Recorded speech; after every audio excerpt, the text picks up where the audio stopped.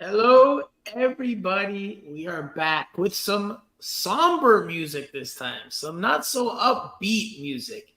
I think that's indicative of Inter Miami's last two matches, which we will talk about here on Miami Total Football Radio. The show, as you can see, there are two of us. We're expecting a third, but the third is not here yet. The third is on Miami time. So, Jose Armando, aka Island Jose, aka Cinco, is here.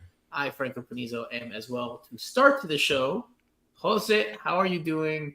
It's been a week. We said we'd be back on early this week. Here we are. Got two games to talk about. A lot of Messi to dissect. But first off, how are you, my Honduran friend? I'm doing good. I'm doing good. We do have a lot to talk about. Because there are things going around this team that I don't think are completely unexpected, but they are talking points, especially when it comes to Messi. I don't want to get ahead. So I'm just excited, feeling well, and ready to get back to chase. We only have two more home games left in the regular season. The season went by so fast. It did go by quickly.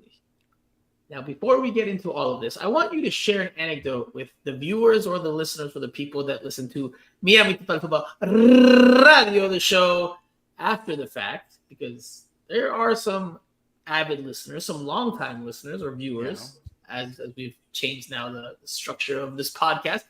But could you share something that happened this weekend at Flanagan's for you? Well, I can share the story, no doubt. So I was, we wanted, some, what are those called? Stickers, chicken stickers. What they sell at Flanagan. So I don't know what they're called, but I guess you mean like flanks or flank. They're like chicken tenders, right? But with they sauce. have a name for it. I know. There are some other restaurants that have different names for it. But, we wanted some chicken stickers. So we wanted to get some chicken stickers and fries and a salad. And so, hey, let's go to Flanagan. So we get to Flanagan's. We order online. I go pick it up. And as I was waiting for it, there was a very nice family, waiting for food, I guess. Or waiting to be seated, maybe. Yeah. And they were talking about the podcast. They were talking about us. So... It was good. It was good. I don't want to get into the conversation and bother them on a Saturday night. So, but they were saying some nice stuff about us. So if you are watching, if that person, that family is watching, thank you. Or listening As well. Thank you so much. We, maybe in a different scenario, maybe at Chase Stadium. We could have gotten a little bit closer, but I didn't want to bother. I knew you guys were talking about us. Franco wanted me to talk to you guys, but I didn't want to bother. Boo. Jose. Jose shared this in the moment, live tweeting it, but in our WhatsApp group, our beloved WhatsApp group. And I told him, did you say something? They were talking about the podcast. They were talking about el peruano, los hondureños, los catrachos, with the Maynard Figueroa jersey. Like, Jose shared all these anecdotes in the WhatsApp group. Oh, sorry, Wilson Palacios. Yeah, I don't know. But they know. See? They were sharing these cool anecdotes about the podcast. And you're right behind them. You in the flesh. Cinco, Island Jose. And you could have been like, hey, I am one of those catrachos you're talking about. No, and what I didn't want to bother them. They were talking about the game as well, so... They probably would have loved to have heard your take live and in the flesh right there. Oh, come on, Jose. That's such a missed opportunity. I hope they're listening, or I hope they're watching. And if and when they do, then shout out to you guys for being avid viewers or listeners. And shame on Jose, shame on Island Jose for I didn't want to not introducing himself, man. Bro, they were right there. It was like divine intervention. Life said, here you are. It's a family moment. I respected a family moment. And you think they would have? You don't think they would have made a cooler family moment if they were like, "Wow, what a coincidence that the people we were talking about that do this podcast, one of them is right behind me." I mean, we're not famous, so I'm not even trying to. But like, it's just a cool moment that someone that's talking about the podcast, you're like, "Oh, maybe next time, maybe I'll have a different." Next time, this guy. Well, let's welcome in our other co-host, Andrea Llanes, back for the first time in what? 3 shows, I think? You've been absent for a little bit, Andreita. How are you? Hi guys, glad to be back. Yes, like almost a month. Me perdí, me di vacaciones. But glad to be back. Glad to be here with you guys to talk about Inter Miami. I guess we have a lot of opinions, and yeah, I was not with Jose in that moment, so he told me at the same time as you did. But Would you have said hello, Andrea? Would you have said hello to that family? Well, I already told an anecdote here about our friend, our listener, who I met at the Hard Rock Stadium during Copa America. I met him during the games and in the finals. So I would have said hi. But he introduced himself to you. But he introduced himself. Would you have introduced yourself to the people? Have you heard them talking about the podcast right in front of you in the moment? Would you have No, I don't think I would have. We were talking about that with Jose because family moment. Exactly. I told him like Franco would have done it. You don't want to jump in, you know. I absolutely would have done it. I would have absolutely been like, "Hello, bro. What's just a quick little hello?" And I said, "Come on, man. Come on." I mean, I'm not against talking to people and saying we are the part of the people. We are the part of the people. Not in that moment, you know. Bro, I just didn't want to bother those guys. We are the link between the people and the players. So tell the truth. You didn't want to wait to eat your food. That was the truth. That's the truth. Yeah, there's something suspicious about that. I was also very hungry. Yes, absolutely. Anyway, all right, we've got a lot of Inter Miami stuff to talk about. A lot. Especially when it comes to Lionel Messi and his rusty form upon returning into the team. We will talk about that, analyze that. I'm sure we will debate, although maybe we'll all agree. I don't know. It depends what mood we're all in and how we see things. But we'll see. We'll see. We'll see. You never know. It's pod is full of surprises. Of course, if you're new or old, give us a like, a review, a subscription, a thumbs up on Apple Podcasts or Spotify. Give us a written review. We're almost at the number we need to hit. On YouTube, give us a subscribe. Hit the bell. Do all the bells and whistles. It's all free, and it helps us out tremendously. All right. So we will start very, very quickly. We're going to start not at the biggest talking point. We're going to start at the small talking point. Inter Miami tied New York City FC. Un empate que se sintió como una derrota, right? Because they had the game seconds away from taking the 3 points, and they give up an equalizer on essentially almost the last kick off of a corner kick. 1-1 draw at Yankee Stadium in the Bronx. Messi's first visit in MLS to the baseball stadium. So, very quickly, Tata Martino made a big point after the game about the refereeing. And you know, he had this to say. He's very upset, even though he wasn't foaming at the mouth in his post-game press conference. He was clearly bothered with how things played out in that game. You know, his son did get red carded. Assistant coach Gerardo Martino Jr. got red carded from the bench. A lot of Inter Miami players got yellows. We'll talk about the officiating in 1 second. Let's just hear what Tata Martino had to say post-game. No sé si al equipo, yo diría que al partido le faltó un buen árbitro. Okay, short and sweet. He was asked. Tomar agua, me dijo. It was short and sweet. Quick soundbite. He was asked, for those of you who don't speak Spanish or don't understand Spanish, he was asked what was the team lacking on the day. And his answer said, I don't know if the team was lacking anything. What the game was lacking was a good referee. End quote. Short and to the point. Very quickly, guys. I don't want to spend a whole lot of time on this. We've got bigger fish to fry on this week's pod. Did the refereeing, was it 1, poor, and 2, was it that big of a deal in this game? Andrea, we'll start with you. No, I don't think so. I don't think so. The referee, okay, like every referee in MLS, it's not great, but he didn't influence this game. I don't think so. He could have had some mistakes, but nothing that influenced this game. Tata was mad because of the tying goal in the last minute, on the 95th minute, if I remember correctly. So he was mad about that, but there was no foul. To Yannick Wright, he was asking for that, but there's not a foul. That's not a foul.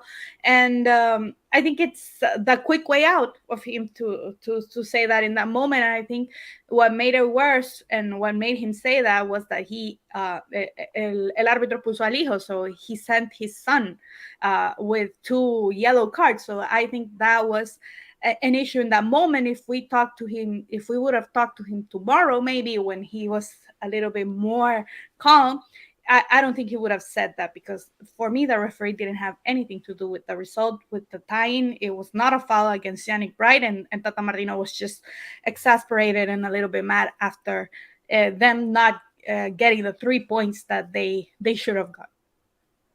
Jose, very quickly. Was the refereeing poor?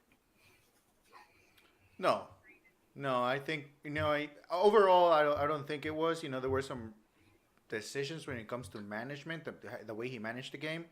I think that was preventable. I think he did show Inter Miami 5 yellow cards in like 7 minutes, something like that. Short span, yeah. Yeah, it was a very short amount of time. So that usually that's not needed. If you're a good referee, you don't have to do that. And they were not. I didn't see a lot. So you're saying he's not a good referee? Yeah, I'm saying he's not a good referee. But, so you agree with Tata Martino? No. I say he's not a good referee, but I don't think he had a terrible game. He didn't influence the game at all. He had an average night. Which it's okay. He's just saying the same thing as I said. MLS referees are not top tier. It is right. the reality. There's some MLS referees there's some referees that are better than others, and even good referees can have a bad game. But I don't expect a lot. But what I'm saying is, I think he had an average performance. I just think he was frustrated at the moment. He was frustrated. But, the referee, he shouldn't be a talking point, really, because there's no foul on Yannick Bright. And, whatever yellow cards he showed, they were not really, they didn't have an impact in the score. I will say that the referee was maybe a little bit below average. Could he have managed some things better? Yes, absolutely. But I agree with you guys. I don't think it was a deciding factor in this game. I think that's just tempers boiling over. Although, again, Tata Martino kept his calm, kept his composure in the post-game press conference. But clearly you could see from his short responses, his mannerisms, he was clearly triggered. Upset. Yeah, he was upset. And look, going back a few days before that, they played in Atlanta and they tied 2-2. So they dropped points in both road games in the span of 4 days. So clearly there was some frustration. But again, I agree with you. Not something that was decisive in this game. Not something that was decisive. And I do agree. Like, Lionel Messi, you can say he's the best of all time. No problem with that, right? Although some people could make different arguments, but no problem with that. But he doesn't just get free reign to do whatever he wants out there. Doesn't get free reign to just act however he wants or say whatever he wants. Like, players are going to get in his face. And then, like, I've seen this with Argentina too, where, everybody comes to his rescue and tries to make a big skirmish. And that's where the yellow card started really flying. And I don't see a problem with that. Like, if you're going to try to, amp the game up. And it was a physical game. It was chippy from the start. It was even chippy. It was tense even before the game started with the way the NYCFC fans welcomed Inter Miami to Yankee Stadium, which, listen, man, it's football, it's soccer, it's a beautiful game, it's part of it. So, was it tense? Was it physical from the start? Yes. But Inter Miami doesn't just get free reign because they have Messi on the team to do whatever they want on the field and say whatever they want to the referee. So, no problem with the referee in the grand scheme of things. Overall, probably below average on the night in terms of managing the game, but not decisive. Now we get to talk about the game. We can talk about the team. We can talk about giving up a late goal. We can talk about not scoring enough goals, but we're going to focus predominantly, at least for right now, on one Lionel Messi. Now we will listen to Tata Martino's soundbite after the game when asked about Messi and his performance. In this one, it's another short soundbite, Andrea, so get your water in quickly. This is what Tata Martino had to say about Messi's game against New York City FC. No, solamente me voy a referir a rendimiento colectivo, no tengo que hacer ninguna referencia individual de mis jugadores. Also, this time it was you. This time it was you. Let me get my one.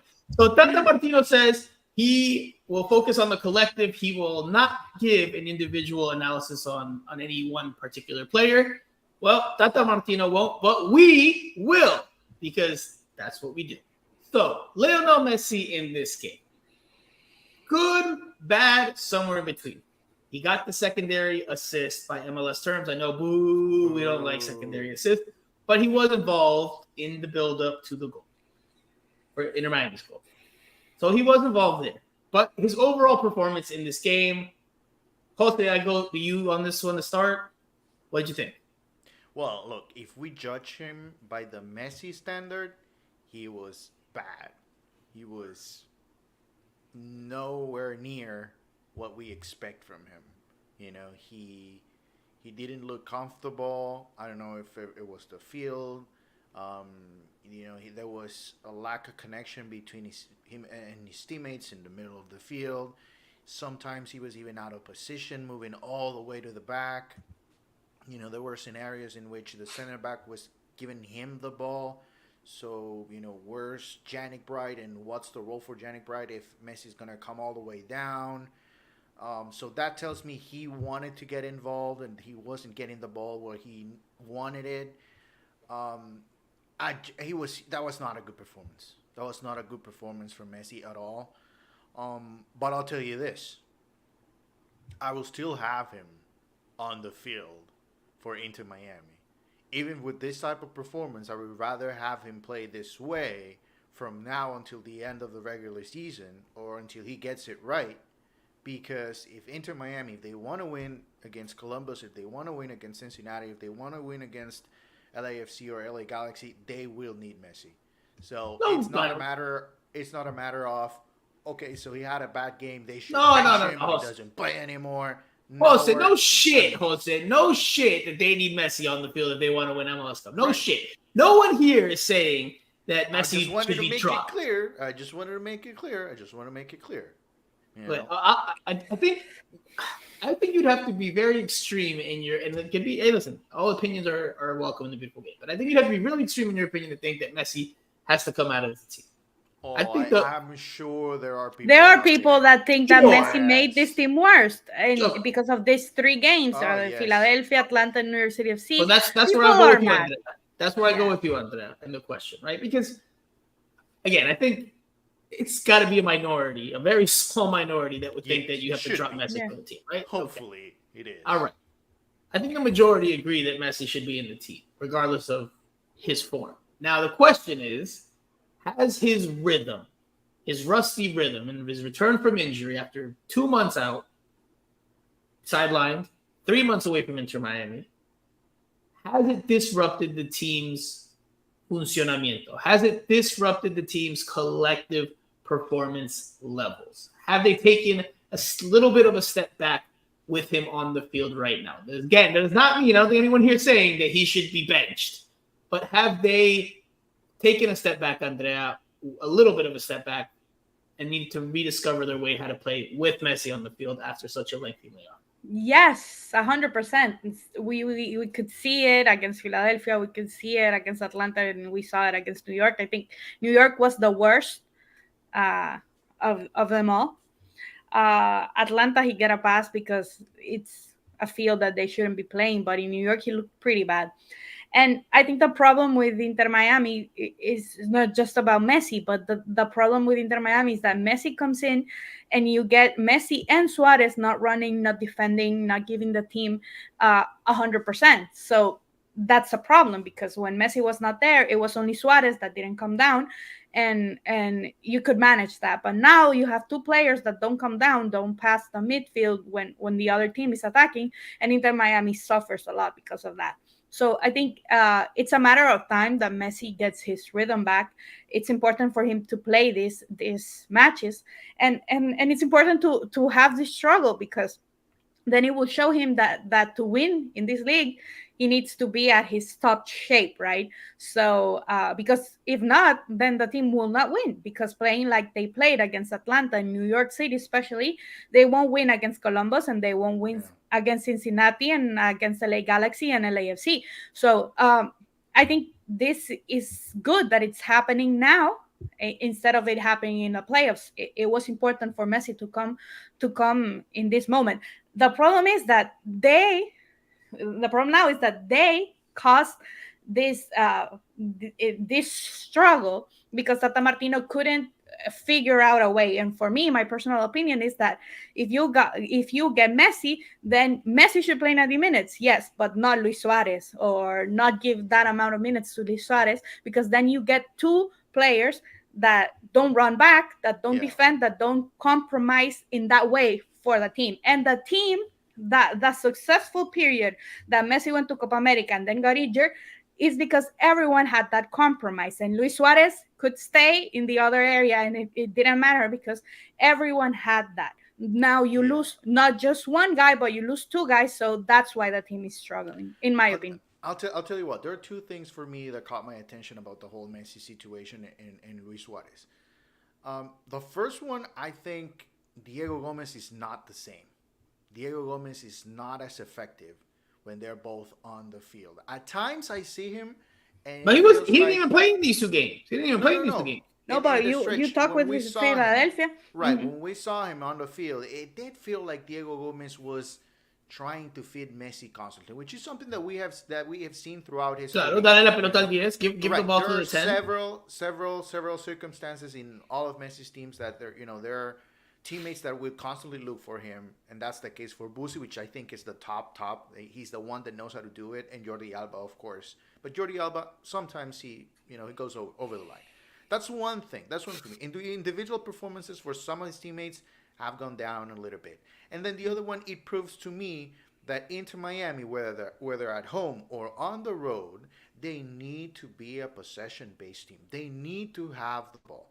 If they don't have the ball, if they don't dominate possession at the end of the game, they will most likely struggle in that game. Unless they score 5 goals in the first half and they end up not dominating possession at the end in terms of percentages, but they need to have a good stretch of the time of possession, and they need to take advantage of opportunities, which is something that most likely happened. And we're not going to have to worry about Suarez or Messi defending if they are scoring goals, which, this is what we usually call, you need to defend with the ball. If you have the ball, you don't have to ask Messi or Suarez to come down constantly and chase midfielders for but with them, team. We saw against Philadelphia, the last goal in the last minute, that game, you see the score and you think, oh, Inter Miami won it easily, and they didn't. But and they were really struggling because at that moment, Tata in that second half, that's what I'm saying, was terrible. Exactly. And we talked about that.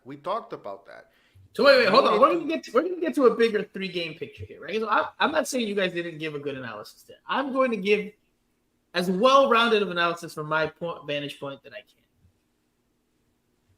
It was a weird week for Messi to come back from his injury, right? 2 months off, 3 months away from Inter Miami, and then he's got a home game, okay, where he starts. A few days later, short rest, short turnaround. They play at Atlanta on turf. He doesn't start. Neither does Luis Suarez. Plays 30 minutes off the bench. Hard to find your rhythm 30 minutes off the bench. It's not an excuse. It's real. But someone of Messi's caliber who's played at the highest level, you'd still expect him to make more of an impact than he did in those 30 minutes against Atlanta. He didn't have a great impact in that game. Then there's another short turnaround. They travel once again to New York to play on a very small, you guys haven't really mentioned this, a very small, very narrow, notoriously narrow field that's not really a soccer field. Like, it's not a soccer field. They have the soccer lines and la dimensiones, or they try to make it look like a soccer field, but it's not a soccer field. Like, it's a baseball field, and they're trying to pretend. They're trying to play. NYCFC's trying to been playing pretend football for 10 years. Hopefully that gets sorted soon. I know they're supposed to open their stadium in 2027. Hopefully that's the case, because it's awful spectacle. It's awful to see it in the stadium. It's awful to see it on TV.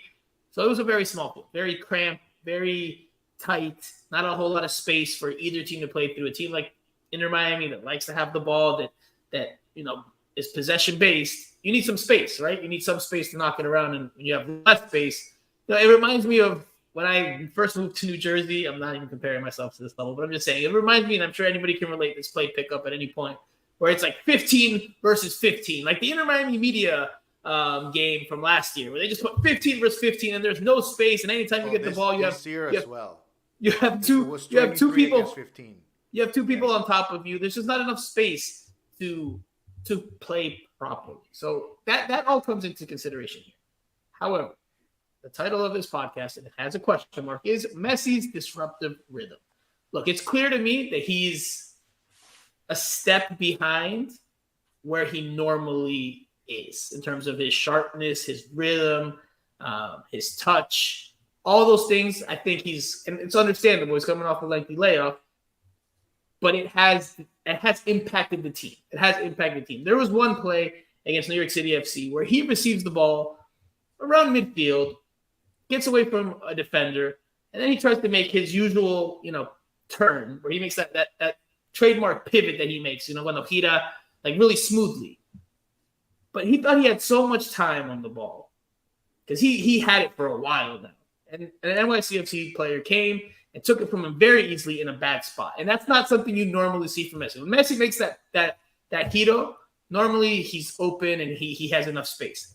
To me, that showed that he's not there yet, right? He's still working his way back, which again is understandable. But where Inter Miami was without him, Inter Miami was firing on all cylinders. They had found a way to play without him.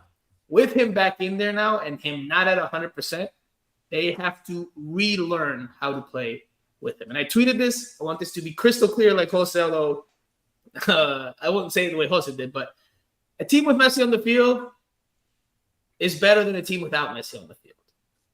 But this Messi right now is not the Messi we saw earlier in the season.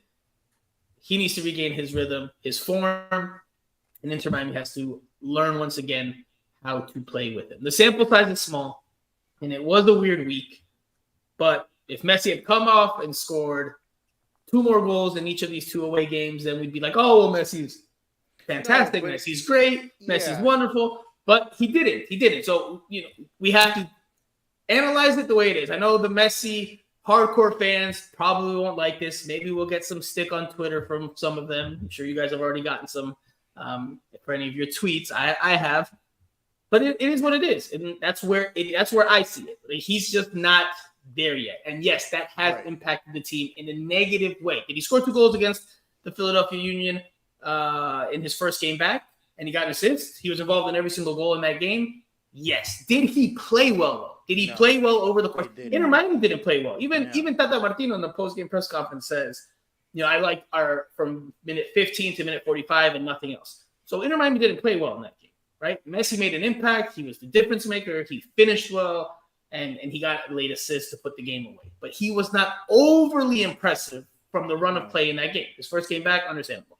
Atlanta, again, 30 minutes off the bench, also not overly influential. Had his moments on the dribble where you could you get excited, maybe get your butt off the seat, but not anything overly dangerous.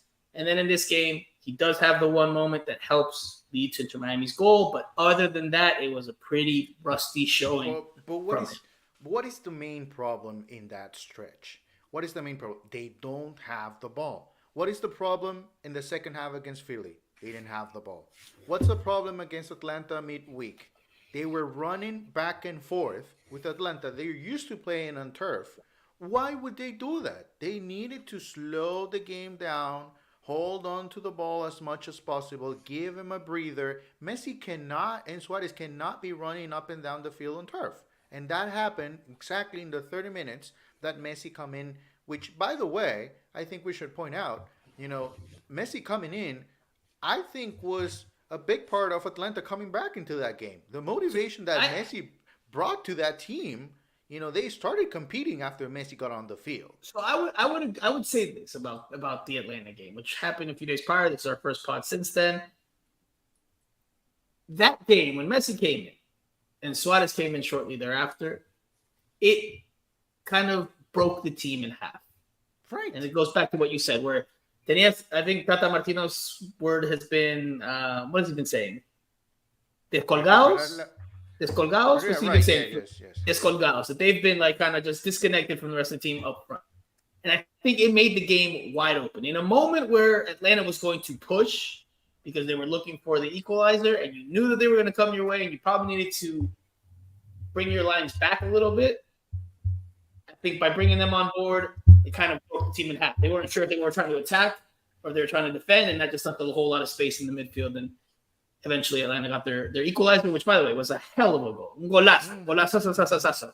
Hell of a finish. So, tip your cap to Atlanta as well for scoring a great goal. But the game didn't seem to be managed in the best way against Atlanta. Against New York City FC, I don't agree with you about them being descolgados and that impacting them, because Inter Miami wasn't like they were overly tested. Like Drake Callender had to come up with save after save after save in this one. It's just, they didn't play to their style. You can't say in any of the 3 games, for a bigger stretch of the game, they play to the style that we have seen even before Copa America. We didn't see that. We didn't see that from Inter Miami in this stretch of games.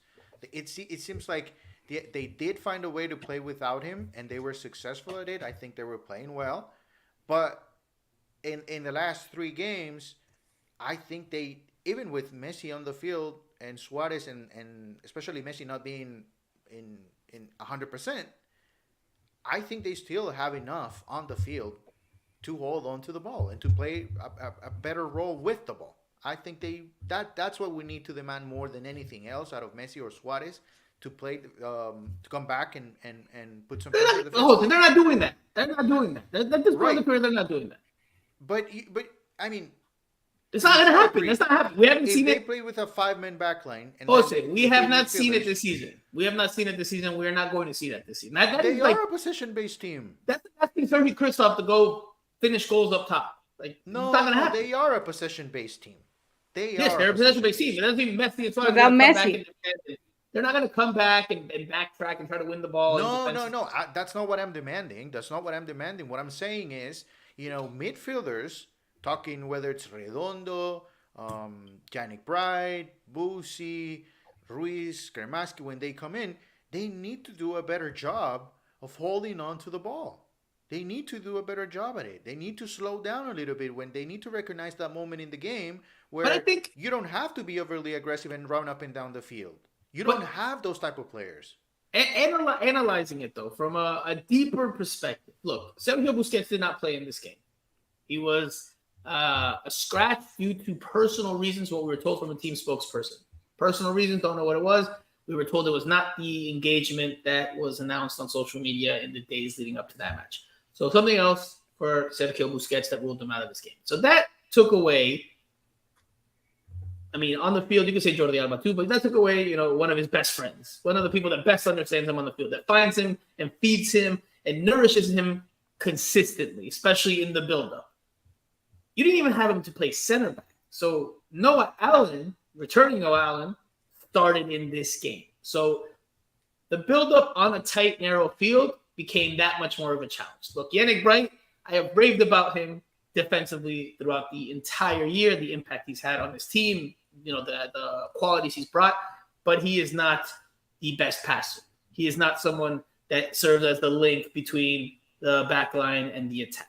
So they lost that in this game, and they lost that ability to feed Messi more consistently. But again, there was times where Messi had the ball, and Messi just wasn't sharp enough, wasn't quick enough, wasn't smooth enough, just wasn't there, and that's because he's been out injured. Elmer Aglabat disagrees with us in a big way. He says, you guys are ridiculous. It was Messi's pass to Jordan that ended in the goal from Campana. In 15 games, Messi has scored 14 goals and 15 assists. In 3 games upon his return, he contributed 3 goals. Technically, by MLS stats, he contributed to 4 goals, but I get your point. He scored 2, got the assist, direct assist to Luis Suarez against Philadelphia, and then he got the secondary assist, which, boo, we don't count secondary assists here. but he got, he was involved in the build up to the goal. So yes. But let me tell you, That's Messi is not not the the only level one that expect. has those numbers in MLS. Benteke is the goal scorer. Chicho Arango missed more games than Messi missed after Copa America, and they have more goals. So that shouldn't be the statistic that MLS presents shouldn't be a measure. It should be either Inter Miami is successful or not. And right now, it's all in their hands to be successful and win the Supporter Shield. But if they keep playing like this, they have that game in Columbus where they could stumble.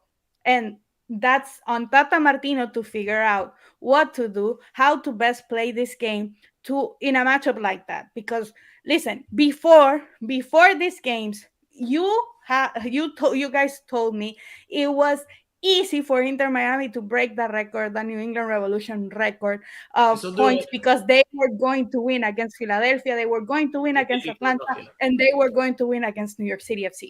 And they did not. And they did not look good.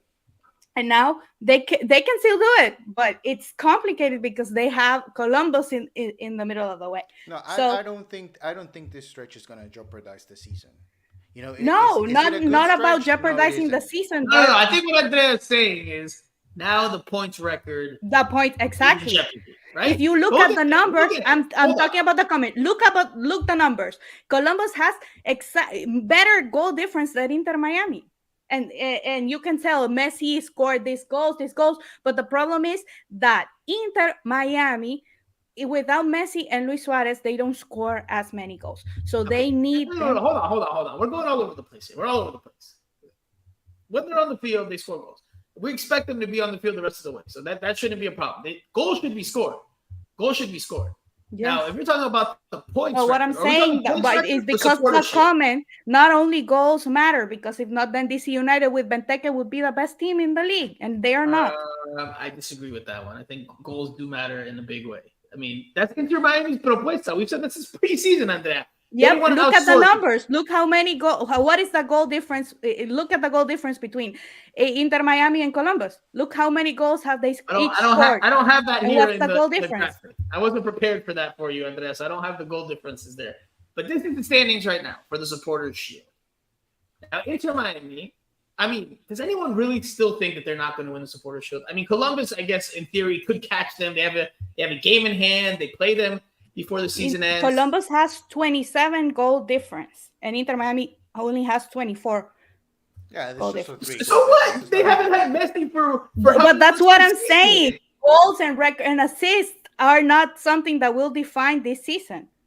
That's what I'm trying to tell. I'm responding to the commenter. In terms of the stats, no, I do agree with you that if it came down to stats, then I think we should put Luis Suarez over Messi, right? Because he has more goals, but I don't think we don't go the easy way here. We analyze the game more than stats. Exactly. I know that's the norm. Not the MLS way. In MLS, just analyze the stats, and whoever scored the most amount of goals, he's the best. But what player. are we talking about here? What do you the comment that you just read, Franco. So. Right. Again, he said that we were mistaken because Messi scored 15 goals and 14 assists, 14 goals and 15 assists. Fine, that's fine. But let's focus on now. We're not judging the entire season. We're judging the right now, this last stretch, right? So yes, did Messi in his 3 games back, has he gotten 2 goals, an assist, and then was involved in the build up to another goal? Yes, right. But that doesn't mean that he played well over the course of his minutes in those 3 games. Yes, he's a playmaker. Yes, he's a difference maker. Yes, he has elite talent compared to most players that he's on the field with in Major League Soccer. That's not a surprise. He's expected to do that. He's also expected to be better from the run of play than he is right now. And yes, again, he's returning from injury. Yeah. There's no hiding that. There's no denying that. I don't think anyone is saying, "Oh man, he can't play this bad." No, it has to improve. It has to improve. The idea is that it will as he gets healthier, but it can't be like this much longer. We'll get a larger sample size, but if Inter Miami wants to go far, Messi has to regain his rhythm and his form very quickly. Very quickly. I think we'll see progress pretty soon. I think the game this weekend It's a good opportunity. We should see progress there. Opposition will also help. That's why usually before the World Cup, how in camp, national teams usually face teams that are not involved in the World Cup. They want to win those easy games. They want to be comfortable. They want to have confidence. I think, the schedule will provide that aside from the Columbus Crew game. I think, Inter Miami has that opportunity. So Messi will continue to score. He'll get back on track. I have no doubt about it. And look, we're going to look back into this a month and a half from now, and we're going to be like, that was exactly the perfect time for that to happen. For Messi to struggle. Yeah, that's what I said at the beginning. He's going to have So 4 games that are not good. He's going to come back at the right place, right time. So Elmer Aglabat, I got to pronounce that correctly, Aglabat, rebuttal says, so in Messi's return week, he has 3 goal contributions in 3 games. Any team in football would kill for those stats. So this is the only thing I'd say to you, Elmer. And then we can move on a little bit, but that's what I'd say to you. He got 2 goals and an assist in one of those 3 games. Right? So those 3 goal contributions all came in that first game. Then he was involved in the build-up in another goal in another game. I mean, where was his contribution against Atlanta? Yeah, he came off the bench. So what? It's still Messi. You still expect him to help make a difference. Did he? No. Against New York City FC? Okay, he was involved in the build-up to 1 goal. What about another one? It's still Messi, right? Are we just okay, Inter Miami scored 1 goal on the road and they're the type of team that we should say, okay, 1 goal should be enough? No, Inter Miami with Messi, with Suarez, without Busquets, even with Jordi Alba still on the field, you expect them to score more than 1 goal. Yeah. More than 1 goal. And against these rivals. So if you want to look at stats, that's what I was saying. Philadelphia, New York, and Atlanta are teams that are bad this year. No, I think the bottom line when it comes to this, it's that, those are stats. I'm not going to say that anybody can build Messi type stats, but at the end of the day, they are stats. I mean, there's more than stats in football. Yeah, right, exactly. Right. There's a lot more than that. If Campana was to score 4 goals, and we have seen it from Campana. We have seen Campana score. Speaking of which, he is the Inter Miami all-time leading goal scorer now for scoring against Atlanta. He should start over Suarez. No, that's not the case. That's not how it works. By the way, he broke the record against Atlanta United with a free kick that hit the wall and deflected into the back of the net. So by statistics, you would say, well, he had 2 goals in 2 games. Does that mean he played well? He should start. No, that's what I said. That's what I was bringing Benteke. Benteke is the goal scorer of the league, and he's not going to win the title. Well, if Benteke wins the title, I'm going to cut my hair because I don't think that will happen. I can make You heard it here. You heard me.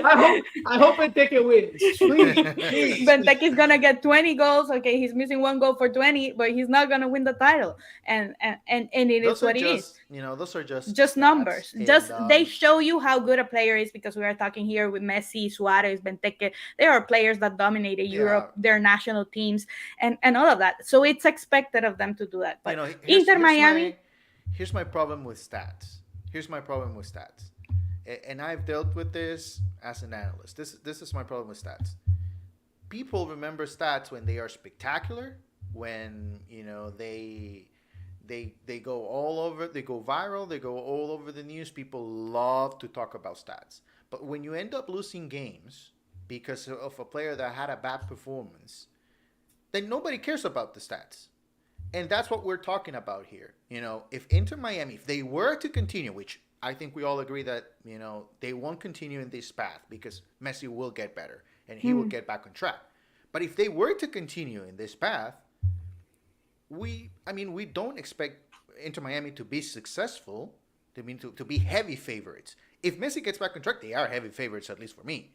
But if they were to continue, and even if Messi had an assist here or a goal there, that doesn't mean they are playing well, and I think that's what we're trying to get out there. He's a great player, but stats doesn't necessarily mean he's having a great performance for the team or something good overall in the long term.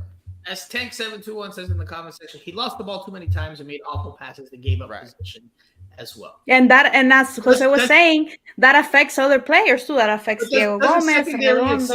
Does a secondary assist overshadow that? I don't think so. That's why it's not to be deceiving. we don't have the stat for how many times we lost possession. We don't have that stat. But if we did, then we could compare that, and then you'd maybe put it on the balance beam a little bit and see what weighs more in that one. So anyway, Andrea touched on a point that we need to talk about here, and that is Supporter Shield and the points record. We don't have to spend a whole lot of time on this, but it's still a talking point when it comes to Inter Miami and this it's fun. Final stretch of the season. Jose and I are on the record.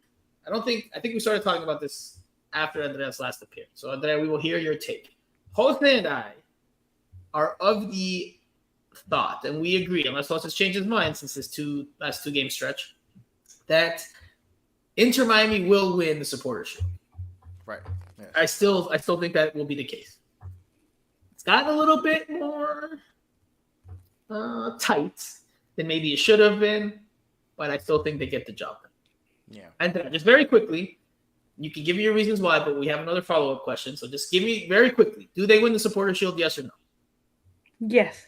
If not, okay. Unanimous. And we can look at it here. Let me pull it up. It's for them to lose. Correct. Right. Correct. Yes. So, but we all agree that we think they win. I will, those four teams, out of those four teams, I mean, we kind of have to keep LA Galaxy and Cincinnati because they're in between. But if the real competition for Columbus, correct. It's Columbus, yes. There's no doubt about it. Correct. And because they have a game. Right. They play each other heads up before the season ends. Yeah. And Columbus has a game in hand. So there's room for them to cut that 8-point gap.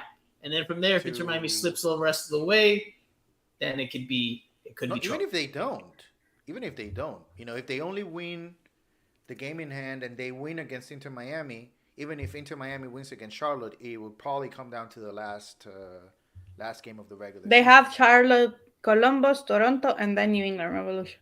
Right. Yeah. So, but we all agree that they're going to take it. I do think they are. Because Columbus, they basically have to win out every... And Columbus they play America tomorrow, and then they play Saturday, and then they play against Miami. I hope they play America with the MLS Next Pro team. They should. To make things interesting, but they won't. Because this is the follow-up question, and this is where you guys have a little more wiggle room here to dissect. Points record. Does Inter Miami break the MLS points record? Where is Inter Miami right now? Let me break it down. They have 64 points. 64 puntos. Right. The MLS points record is what, Jose? 73. 73. Held by who, Andrea? New England Revolution. The 2021 New England Revolution. So Inter Miami needs 10 points from these last 4 games 10 out of 12 to break the record. That is 3 wins and at least a draw. If they get 4 wins, well, then they completely break it. But to just get over the line, they need at least 3 wins, 1 draw. Jose, you start. Do they break the points record? You guys already discussed this, so don't change your tune right now. This we haven't discussed. We have not. I don't think we've discussed this. I don't believe so. No. We didn't go this far. I think we touched it briefly, but we didn't. You said that they were going to win against Philadelphia, New York, and Atlanta. Right, but we didn't. I don't think we did put a number out there. I'm gonna go ahead and say they will break the record. I think they will break the record. They will. I think they can win against Charlotte. I think they can win against Toronto. My problem will be Columbus.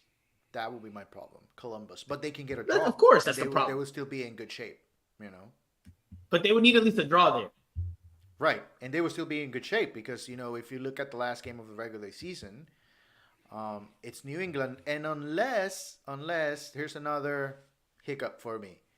If it comes down to the last game of the season and they have already secured the Supporter Shield, I'm sure Tata will, will mix up the lineup, and that might be a problem. But even then, it's against New England Revolution, one of the worst teams in the league, and it's a home game, so they should be able to pull it off.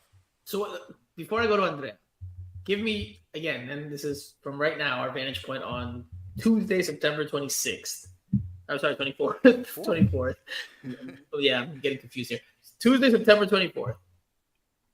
what do they do? Win. 74 points. But what happens? So they're winning. They're winning against Charlotte, winning against Toronto.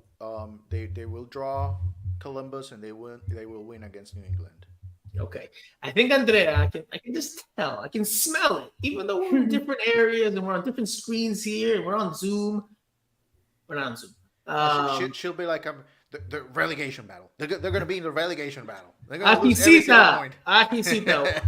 I don't think they will break the point record because they have Columbus, and I don't think that they can win in Columbus. And I am projecting, yes, but I'm projecting that's a mid of the week game. And after Columbus, they have to go to Toronto. So they would make another big trip because it doesn't make sense. It's not that big of a trip, though. Canada to Ohio is not. Yeah, but they will not come back to Miami. That's what I mean. They'll be out the whole week after Charlotte. Yes, allegedly, right? It wouldn't make sense to come back to Miami instead of going from Ohio to Canada.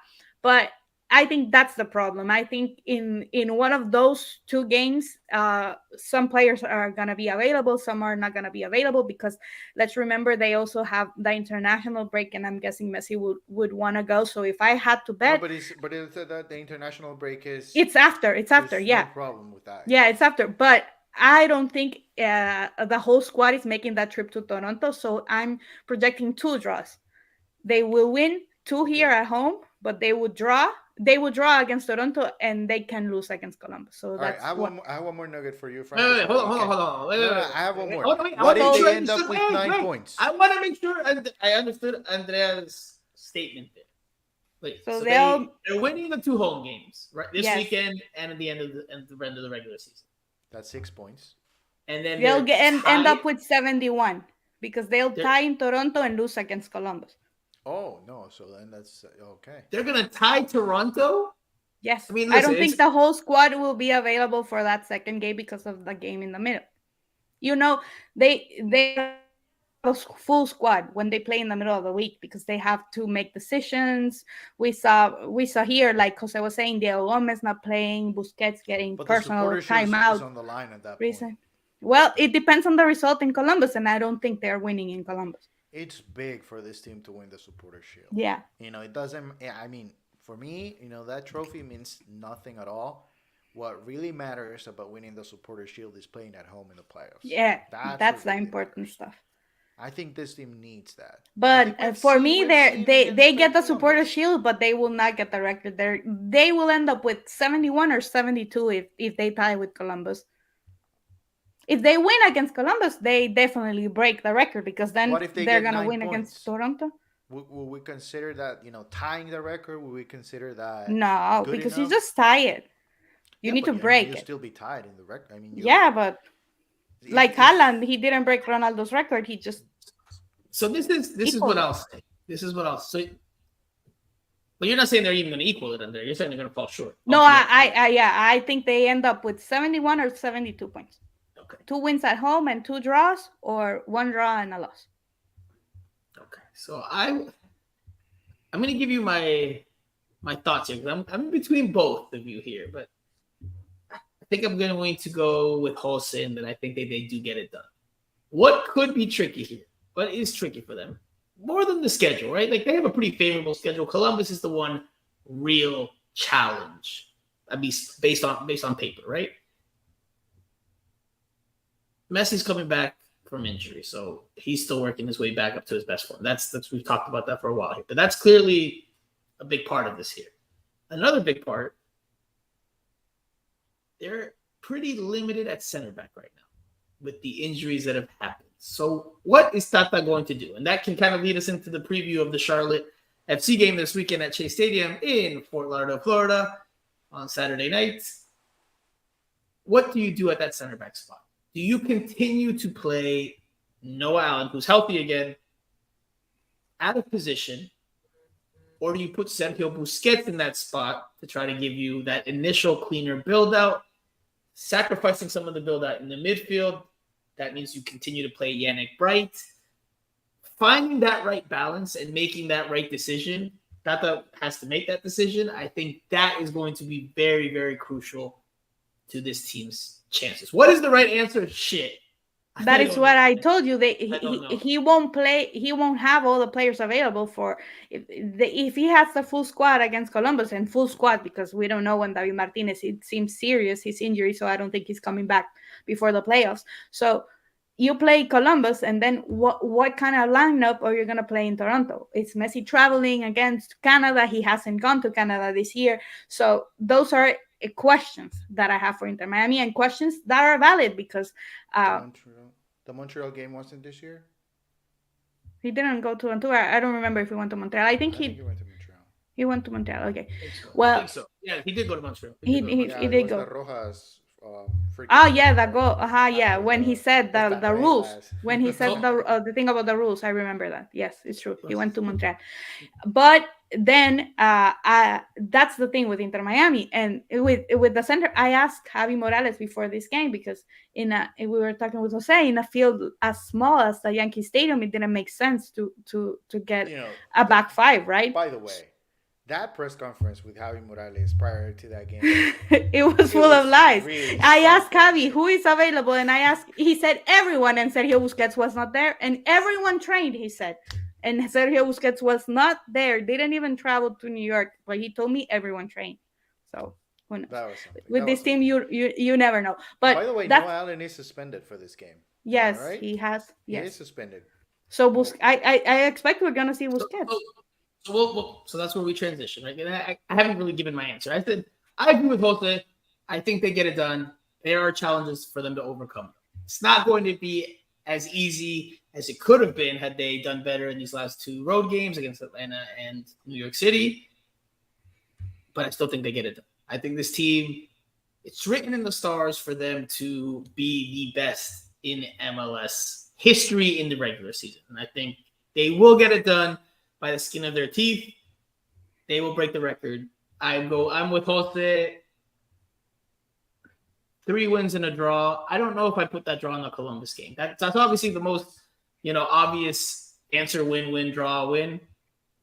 Maybe they slip up somewhere else along the way, but they get that win in Columbus, and then that's really what cements their supportership. If Tata was crying with the fans in New York, I can imagine he'll be desolated when he gets to Columbus. I think they've been to Columbus quite a few times. So they haven't complained about it. I will then transition to this weekend's game against Charlotte FC again. What does Tata do with his backline? Let's right now we don't know if Diego Gomez is healthy enough to play or not. Let's assume he's not. Let's assume David Martinez is not. Let's assume that Sergio Busquets is back from personal matter he was tending to. Who starts in that back 4 or 5? Well, yeah.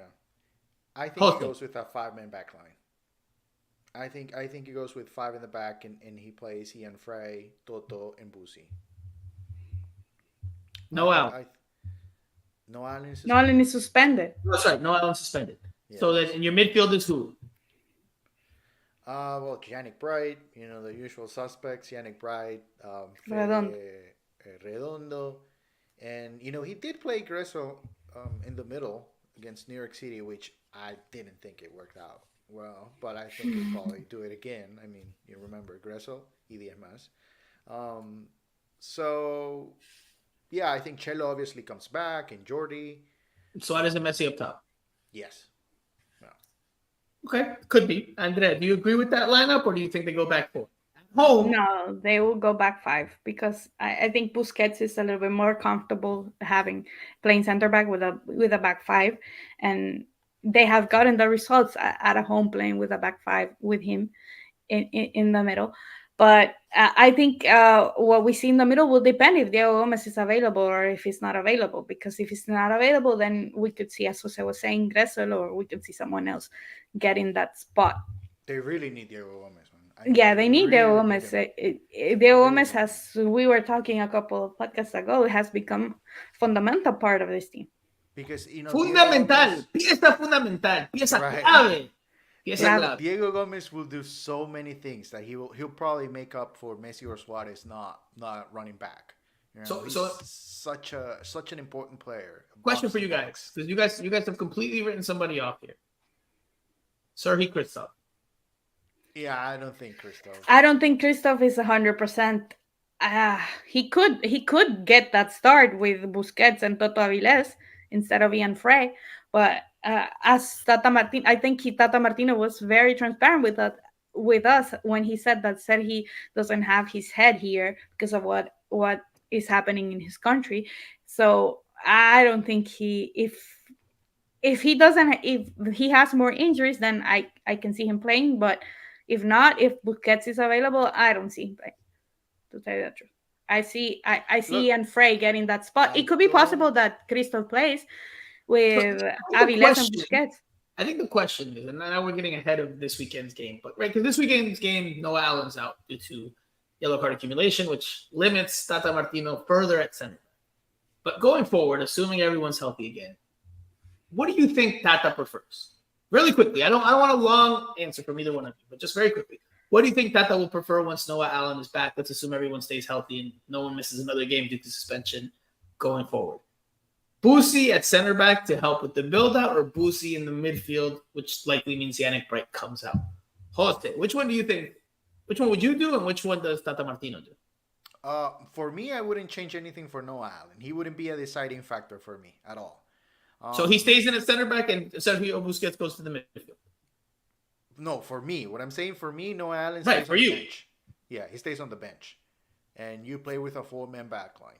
I would take a chance on Sergio Christoph with Toto Avilés. That's what I would do. I would play a 4-man backline with Christoph and Avilés. I'll take my chances. And if something happens, then I'll put Boosie as a center back and I'll bring in Yannick Bright from the bench. That's what I would do. You know? I mean, I wouldn't. Okay, but what is Tata? And I think Tata will be a lot more comfortable with a 5-man backline. He believes that works. He believes that works. You know, he believes that's a good formation for his team. And I do. The only thing that I like about that formation is that Jordi Alba plays a little bit. You know, he wouldn't expose you defensively as much because he, you know, runs up and down the field. Well, not down, but mainly up. Runs up the field constantly, and you don't have to worry about it. And he's an asset offensively. It's a very interesting dilemma and a big question to answer. It's a big tactical. I think that with David unapproachable- Martinez out, Tata Yeah. Martino is going to play Sergio Busquets because I think Right. of the available, he's the one that he trusts the most, even though it's not his position. And he has found someone like that is Yannick Bright that can replace him in the middle of the field, even though, as you said, that against New York he didn't no se conjuntó con Messi, but I think Tata trusts him. And if David Martinez is not available, then I think he sees in a manner that he needs to play whoever he trusts, because the weakest link in this Inter Miami team is still the defense. So he needs to have someone solid there that neither Noah Allen or Ian Frey or even Sergi Christoph or even Toto Avilés give that 100%. So I can see that back five coming in against Charlotte here, and I can see that back five coming in Columbus also in the next game. So I will say that for me, I go back 4. I'm with Jose. I go back 4. I think the 4-3-3. I think it has the best. Yeah, that's balance. better. Yeah, Has the I best would do that. balance, right? Yeah, but what Tata there's will do limited is options. another. Yeah. But there's limited options, and I think because of those limited options, I think that's going to lead Tata to going with the back 5. And a lot of the reason for that is, for a lot of the stuff we've talked about on this pod and the last pod, is Suarez y Messi, or Messi y Suarez, descolgados, right? Disconnected from the rest of the team because of their defensive liabilities, because of how little they put in on the defensive side. Although Suarez, does need to be noted, he does high press in spurts pretty well at times. But in terms of the defensive work, behind the ball, in your half, they don't give you a whole lot. So because of that, I think that's going to try to compensate that with more defensive numbers behind the ball, which I think leads to a back 5. I think Busquets plays in that back line. And I think Yannick Bright, with his defensive muscle and his ability to win tackles and win the ball back and regain possession, I think that they do it that way. Busquets in the back line and Bright in the midfield to try to give them a balance. We'll see if it works out. We'll see if that's what he goes with. But that's where I'm thinking. That's what I'm thinking. All right, very quickly, because we've already predicted that we think they win this weekend, right? That's based on our win-win. Okay, we all think they win this weekend. Very quickly, last thing we want to touch on here. We're probably going to go a little bit over here, the 1 hour and 10 mark, but this deserves talking. I can't believe we left it for the end, but it does deserve a big talking point. And Jose is going to have a big smile on his face, and I'm sure you've got plenty to say about this. I'm also going to give you some stick, but for a different reason.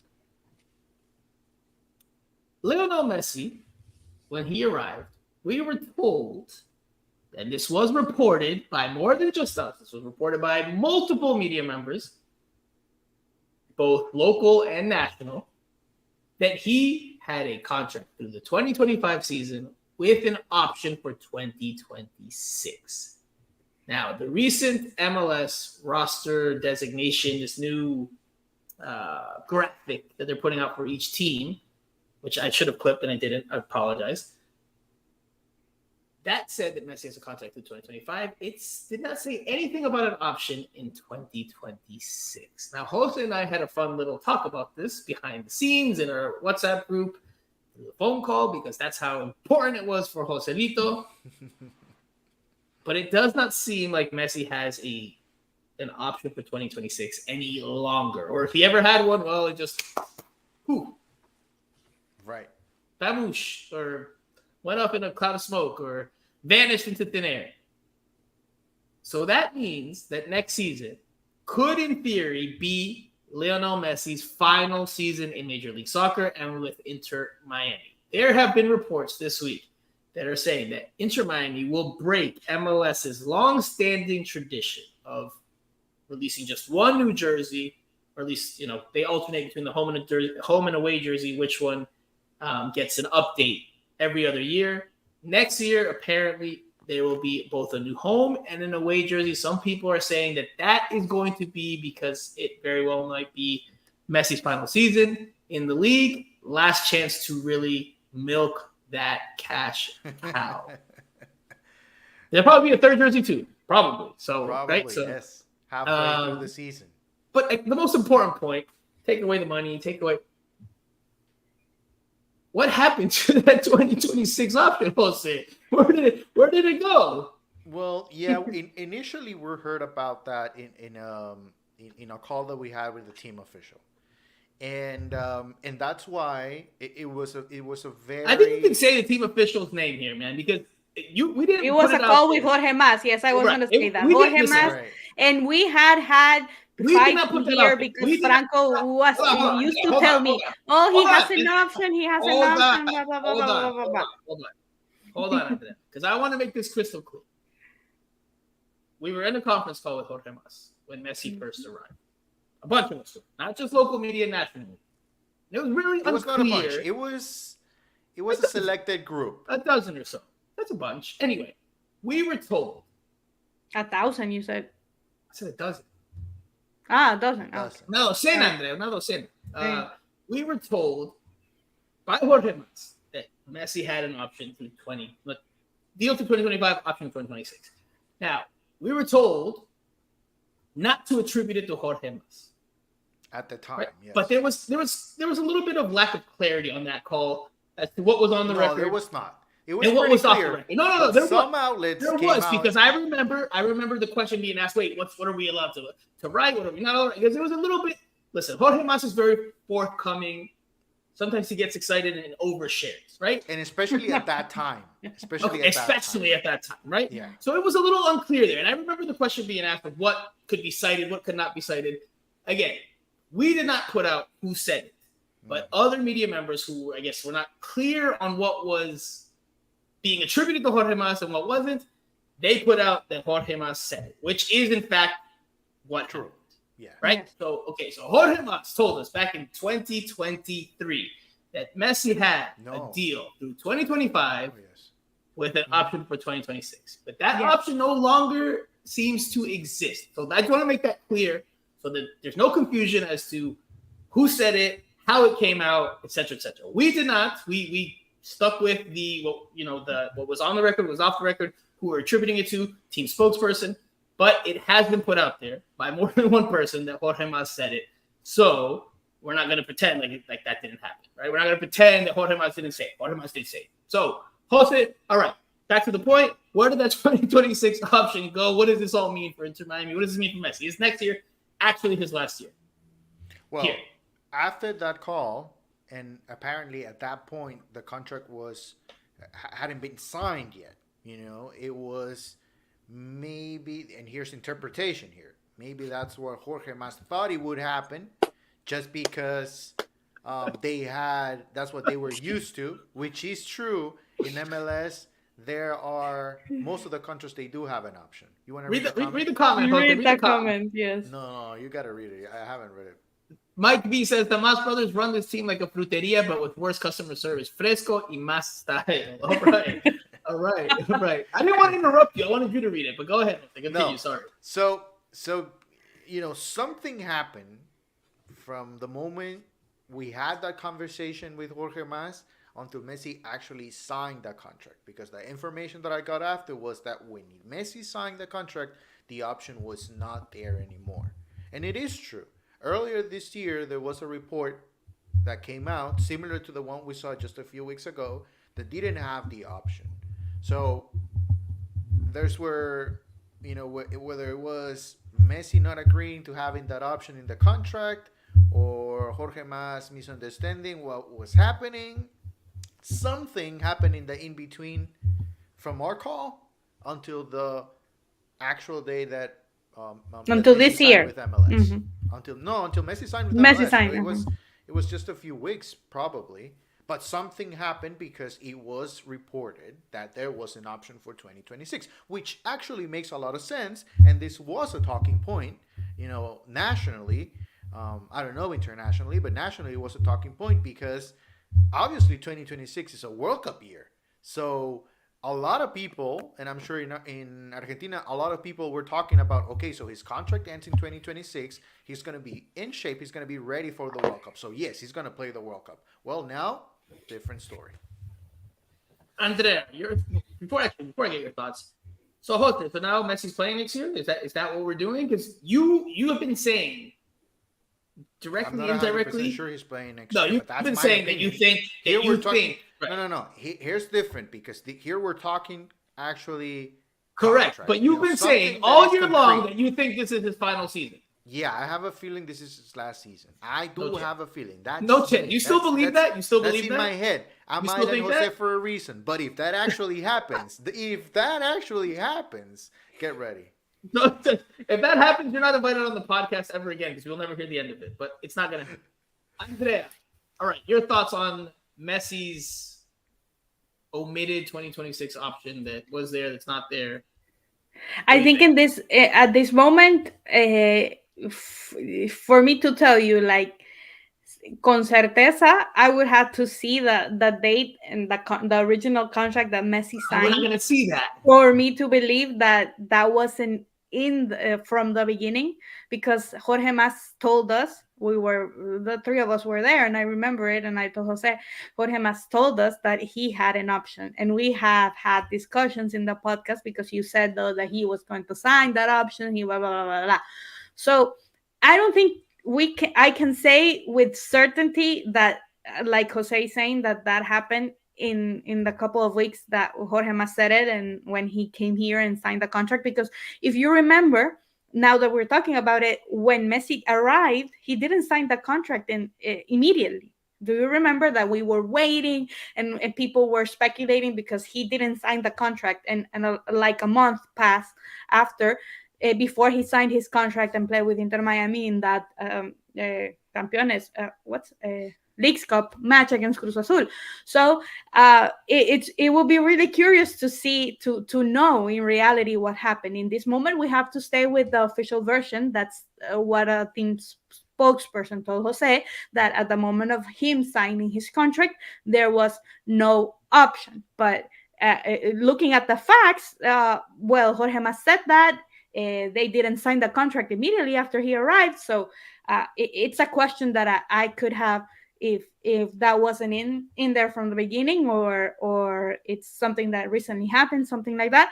But Oh no. in the thing is that the bottom line is that the option is not there. So Messi ends his contract next year, and he could possibly say in December, he could possibly say, oh, Barcelona has a lot of injuries, and I'm gonna go, and I am gonna go to Barcelona, and I want to play with Barcelona or whatever, and he can do it. He There's can do it. speculation as of Well, the Messi last can 24 hours that he might go to Newell's Old Boys to finish off where it all started. There's Or in 2026 when the new Camp Nou is open. So with Messi, honestly, what Messi I can mean. do whatever he Well, wants. At this exactly, point, he you can do know. whatever he wants, but it's interesting that option wasn't signed. The official thing is that option wasn't signed, and maybe what that option was the reason for the delay when he came here, and he wasn't presented officially until he signed the contract. I don't know if you guys remember that. It is a genius decision from his camp if he ends up wanting to play in 2026 and then he needs to renegotiate another contract. It is a genius decision. He's gonna make a lot more money. Yeah, that's what I tell you. It would be really. Do you guys remember also in that call, Jorge Mas said that there was going to be a documentary made about how Messi and how the negotiations were. So it would be really interesting to get that background information, to see what really happened and went into those negotiations in reality. Because now we know that contract with Apple, we know with Adidas and everything. And between Franco, I do believe Inter Miami is getting not only 3 shirts next year, because they have that pressure that Messi could leave before the World Cup, and they need to milk the cow before it disappears. And especially because you see that the league now, we before Messi came here, we were expecting the league was going to grow, and now the WNBA has more viewers than MLS, and Messi hasn't helped in that. Is that true? I don't know. I don't know where that came from, but I don't know if that's true or not. It's very interesting. I wish I need to pull up. I should have done a little more research before I started the show, because this was not the first time this new roster designation graphic came out this year, right? It had come out before, right, Jose? Yes. In May. Did it say that Messi had an option for 2026 in that version? No. No. Can you confirm that? You saw it? You went back and looked? Confirmed. Yes, okay. Confirmed. Okay. It's confirmed. I don't think the contract changed after they signed it. I don't think... Do you remember last year? Also, the only thing I'll say to add to what you guys have already said, although Jose had said that 2026 option did not exist once the contract was formally signed. But we have seen an MLS, because this whole option thing is very MLS thing in the world of football. It might be very common in other American professional sports, but in the world of soccer, football, it doesn't really exist. Mm-hmm. Very American thing that MLS has adopted from the American sporting culture, but by FIFA statutes and FIFA rules, it doesn't. It's not something that's common. That's not something that exists. As a matter of fact, and we've seen this in MLS, players have outright voided their contract with Major League Soccer on option years and have deemed themselves free agents and gone to go play somewhere else. While MLS has been of the position that they're under contract, they should be here, we deserve a transfer fee, etc., etc. We've seen this more than once. We've seen it with Kyle Laren. We saw it with the Colombian guy from Dallas. Give me another example. What's his name? Fabian Castillo. Mm-hmm. Fabian Castillo. Maybe, yeah. Yes. We saw it with the other one that went to Turkey. We saw it with the other player on the street, but I remember his name. But we also saw it with Kaku Romero with the Red Bulls, where he ended up going to the Middle East. Saudi. I think. Mm-hmm. Yeah, he went to the Middle East. And there was a whole hoopla about it. So we have seen multiple players. I mean, even Camilo Sandeso maybe left Vancouver to go to Mexico under similar circumstances. But we've seen more than one player with the legal ramifications and through, I guess, intelligent lawyer work and whatever the case is, and having a solid ground, we've seen teams leave. Players leave just teams, MLS teams, and be like, I'm done. That's it. There's no option. I'm not coming back. No, I'm a free agent. And they go, and MLS tries to, twist the arm and tries to win something back. They don't always get lucky. Sometimes they get something. Sometimes they get nothing. I think they never got anything out of the Kaku case. And I think it's because that option that doesn't exist in the world of football doesn't exist. It's not real for FIFA. It's if they go to FIFA for that, they will have to respond, promotion, relegation, and that's why they settle. That's the only caveat I'll add in there, because if it was included in the contract, right?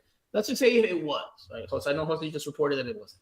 But if it was, and Messi's team was like, after the fact, like, what? Hell no, we are not. And this is pure speculation on my part. This is not inside information. But if Messi's camp was like, hell no, there is no option.